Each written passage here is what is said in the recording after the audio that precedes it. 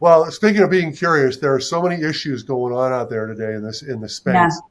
Can you tell us, what's top of mind? What are the CEOs you engage with? What are they talking about most? But I'm even more interested in what are they doing about it, right? I Yeah, think we can identify the absolutely. issues, but what are some of the solutions you're seeing people are activating? Yeah. So, Joe, right now there's some hot topics everybody's talking about: talent, the economy and inflation, supply chain. So those are a given. But if I think beyond that and I really think about some themes that really run across even those topics, I'm hearing a lot of the leaders talk about how they can effectively scale their business in the midst of the growth they're either seeking or experiencing.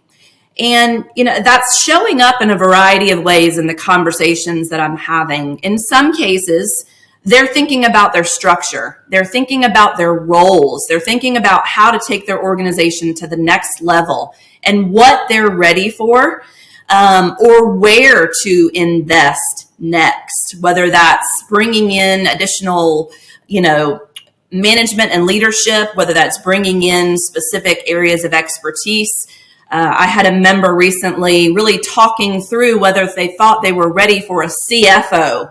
They had a very strong finance team, controller, but looking ahead, they really knew they needed more of a strategic partner, but they weren't sure when to pull the trigger on that. So again, making those decisions around scale and being ready for growth. In other cases, I've got members who are trying to figure out, they've built an infrastructure and they're ready for growth, but in the midst of what's happening and the uncertainty with the economy, some of them are experiencing a bit of a slowdown. They know it's temporary, but how long can they bear that? They don't want to let up on the infrastructure, the people they invested in, but there's a reality there to how they can maintain. So they're talking to one another about that and really trying to get, some sound advice from other people on, what have you done? And so in terms of what the smart ones are doing, they're being proactive. They're not being reactive. They're trying to constantly stay ahead of the curve. They are learning. You pull these two tensions together, this underlying desire for growth, because you can still see there's growth potential out there, but the uncertainty and the volatility of the economy and everything has been so extreme the last 2 years. And even though maybe it's normalizing a bit, it's still crazy.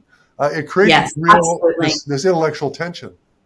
Absolutely. Very much so. I sense, a tug of war, which path to take, right? Should I feel confident we're growing, or should I be concerned that something's around the corner? Well, and so a lot of tension there. Yeah, I sense there's this shift towards growth and a recognition that there are better times ahead and the time to position.